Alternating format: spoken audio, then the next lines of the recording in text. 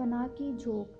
عزیزو، دنیا کی ہر چیز پکار پکار کر اپنے خالی ہونے کا اعلان کرتی ہے۔ سورج کو ہی دیکھ لیں، سورج بڑی آب و تاب سے نکلتا ہے اور پورے عالم کو چمکاتا ہے۔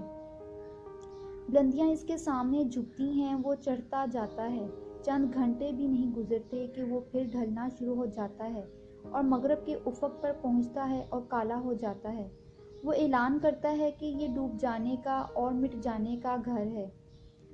اوہو، گھنٹوں اپنے چہرے کو دیکھنے والا نوجوان کبھی اپنے آپ کو دائیں طرف سے دیکھتا ہے تو کبھی بائیں طرف سے دیکھتا ہے، کئی زاویوں سے اپنے آپ کو دیکھنے والی لڑکی کہ میں کیسی لگ رہی ہوں، یہ کپڑا میرے پر کیسا لگ رہا ہے۔ گھنٹوں دیکھنے والے، اپنے اوپر اترانے والے۔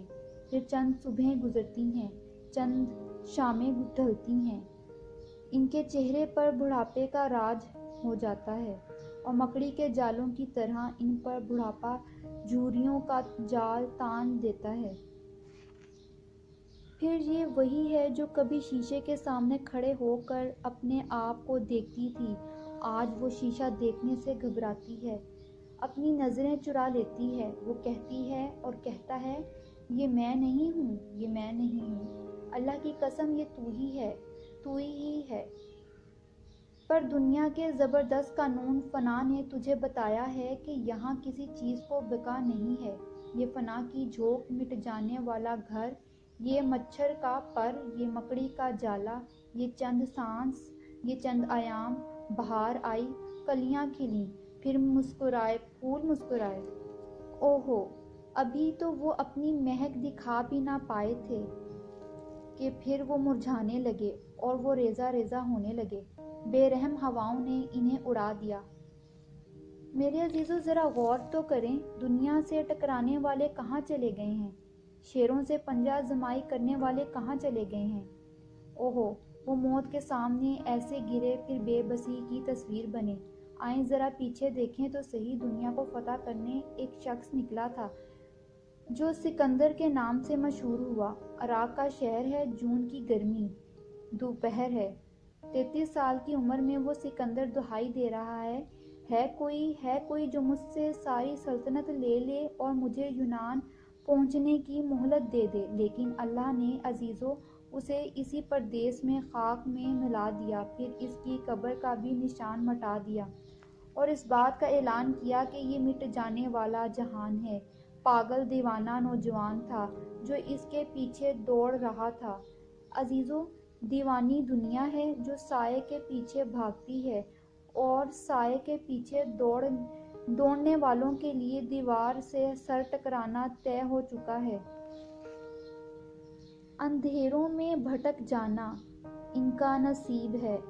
میرے عزیزو، اللہ کے نزدیک اس دنیا کی قیمت اتنی ہے جتنی ہمارے نزدیک چند پھٹی پرانی ٹاکیوں کی، یعنی چند پھٹی پرانی لیروں کی۔ اللہ کے نزدیک اس دنیا کی اہمیت اس کے سوا کچھ نہیں ہے۔ صد افسوس، ہم اس دنیا کو حاصل کرنے کے لیے صبح و شام مر رہے ہیں۔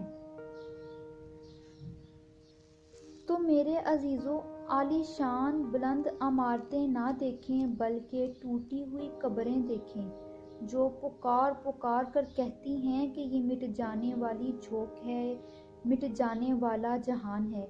عزیزو، یہاں سرکش جوانیاں نہ دیکھیں بلکہ جھکی کمر کو دیکھیں، جن کے ہاتھوں میں لاٹھیاں آ چکی ہیں، جن کی کمر رکوع میں چلی گئی ہے، جن کو دکھائی نہیں دیتا، حالانکہ نظر وہی ہے، کان وہی ہیں، پر سنائی نہیں دیتا۔ وہی تو یہ قدم ہیں جو پہاڑ پر ہرن کی طرح چڑھتے چلے جاتے تھے، آج وہی قدم چارپائی سے اٹھ کر دہلیز پر جانے کے لیے ساتھ دینے کو تیار نہیں۔ انہی ہاتھوں سے وزنی بوریوں کو اٹھایا کرتا تھا، آج یہ ہاتھ اوہو ایک گلاس اٹھانے کے قابل نہیں ہے۔ عزیزو، ادھر ادھر عبرت کا جہان ہے۔